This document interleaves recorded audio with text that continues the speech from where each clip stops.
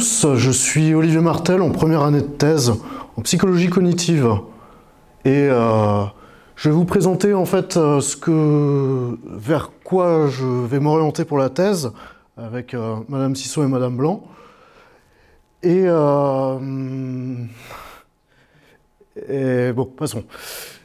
Alors, je vais vous remémorer quelques concepts clés sur ce que j'ai pas mal les utiliser pour la présentation. Donc, le concept d'inférence, c'est... alors, dans le cadre des études sur la compréhension de texte, les inférences font référence à tout ce qui n'est pas explicitement dit dans le texte. Si vous voulez un exemple, par exemple, Paul habite Montpellier, il doit se rendre à Londres, il va en train. Là, vous pouvez vous imaginer que le train va s'arrêter à Gare de Lyon, puis il va changer, etc. pour prendre l'Eurostar. Si je vous dis que Paul habite à Rennes, vous n'allez pas forcément, enfin, comme ça, spontanément, savoir qu'il va arriver à Montparnasse. Voilà. L'autre concept clé, et c'est encore plus dur d'ailleurs si vous pensez à Takeshi qui habite à Osaka et qui doit aller à Sapporo pour une conférence. Vous ne représentez pas tout. Pensée divergente, c'est l'autre propos, puisque le sujet que nous proposons avec mes directeurs de thèse, c'est de mêler les deux. Et donc, pensée divergente, ça peut être étudié de plein de façons. Là, en l'occurrence, ce qu'on suggère, c'est de passer par les procédures de Guilford et al.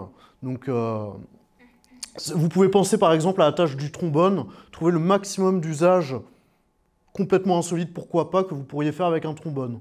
Ça peut aller de crocheter une serrure à attacher simplement des documents, ou qu'est-ce qu'on fait avec un trombone? Vous pouvez le tordre et faire un porte-clés. Voilà. Donc voilà. Donc l'objectif, c'est de savoir, est-ce qu'il n'existe pas des préférences individuelles, des préférences spontanées en termes d'inférence, c'est-à-dire lorsqu'un individu lit, est-ce qu'il y a des profils types qui se dégagent? Et ensuite, c'est quelles conséquences ça a sur la mémorisation du texte. Et un moyen de faire comprendre ça, je vais vous présenter une étude. Je vais beaucoup me baser dessus de toute façon. Par la suite, c'est celle de Van den Broek et al. De 2001. Donc l'effet du but de lecture sur la production d'inférence et sur la mémorisation de texte. Alors, dans les questions qui se posent, effectivement, c'est... oui, en gros, j'explique la méthode après, mais en gros, les questions, c'est est-ce que le but de lecture influence la production des inférences? Est-ce que les personnes vont... avoir des inférences différentes en fonction du but de lecture, voilà, et effectivement, quelle influence ça a sur la mémorisation. Et donc, la méthode, ils vont passer par une méthode qui consiste à demander aux participants de lire et de verbaliser à haute voix également les inférences qu'ils vont faire. C'est la procédure, la tâche single out task, pensée explicitée ici, au cours de la lecture. Deux conditions expérimentales. L'une, on leur demande de lire dans le but d'acquérir les connaissances fournies par le texte, et l'autre, un but de divertissement, simplement. Et ensuite, ils font une tâche de rappel. Pareil, ils font des cotations, enfin, ils expliquent, mais c'est un peu... Je passe. Mais, et donc, dans leurs résultats, on peut s'y attendre.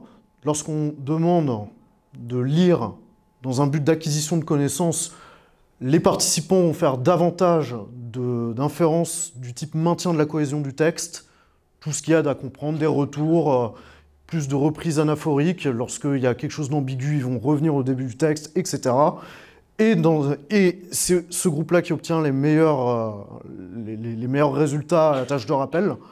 Et dans le but de divertissement, les participants produisent davantage d'opinions, etc., et d'associations qui n'ont rien à voir avec le texte, a priori.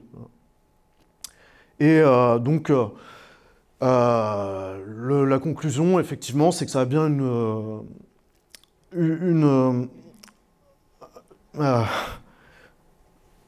ça a bien une influence sur les inférences produites, mais plutôt de manière qualitative. C'est effectivement les personnes vont faire plus d'associations du type « Ah tiens, ça me fait penser à mon dernier voyage, je ne sais pas où », plutôt que « Ah oui, alors il a dit ça avant, donc ça doit faire référence à ça », enfin toutes les inférences de liaison, etc. Voilà, et donc ce qui favorise la rétention des informations du texte, c'est plutôt, donc déjà le but a une influence, et c'est plutôt de lire pour faire l'acquisition, d'apprendre, c'est-à-dire quand c'est clair, voilà, c'est au niveau des inférences faites. Et donc une réflexion, parce que ces études-là, en fait, c'est notamment pour aider les personnes qui sont en situation de difficulté de lecture et autres. Mais non, donc il le présente de cette manière-là, mais néanmoins, ça sonne, j'ai dépassé mon horaire. Non. Donc là, on peut se demander si ça peut pas être profitable, en fait. Et là, je vais vous le lire parce que c'est très bien résumé. Donc les idées créatives. Oui, donc oui, comme je l'ai présenté au début, notamment dans le cadre de la pensée divergente. Est-ce que ça pourrait pas être exploité le fait que les gens se font plutôt des associations du type « Ah tiens, ça me fait penser à mon dernier voyage », etc. Et donc, dans un papier de Nosbran et Sylvia, les idées créatives se produisent lorsque la diffusion de l'association atteint des concepts distaux qui ne sont qu'indirectement liés au concept d'origine. Les individus créatifs sont réputés avoir de nombreux concepts faiblement liés, de telle sorte que leur processus associatif a une plus grande probabilité de générer, d'activer des concepts distaux indirects.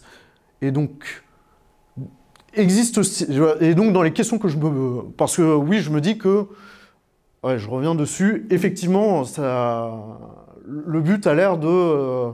Lorsqu'on demande de lire pour se divertir, ça a l'air davantage collé à cette observation. Donc, dans les questions que je me pose, moi, dans le cadre du travaux que je propose, c'est est-ce qu'il n'y a pas des individus qui, spontanément, quand on leur donne aucun but, auraient tendance à lire plutôt d'une certaine manière ou d'une autre, c'est-à-dire quelque chose qui se rapprocherait davantage du but de divertissement ou d'acquisition de connaissances ou autre. Et ensuite, dans les autres questions, enfin, et du coup, est-ce qu'on peut déterminer qu'une personnalité est davantage créative? Est-ce qu'on peut le prédire à partir des inférences qu'il aura verbalisées dans une tâche think aloud? Et donc, dans la méthode que je propose, que nous proposons, donc ça reprend très exactement la méthodologie de Van den Broek et al. De 2001, donc la pensée explicitée, la think aloud task, à ceci près qu'il n'y a pas de consigne donnée, donc, mais par contre derrière on catégorise les observations en fonction de leur classification à eux, Van den Broek et al., et en fonction donc des deux catégories. Puis une tâche de rappel libre, exactement comme dans l'autre procédure, puis une tâche de créativité. Donc par exemple une tâche d'usage alternatif comme les trombones. Et voilà, c'est ce qui est prévu. À continuer.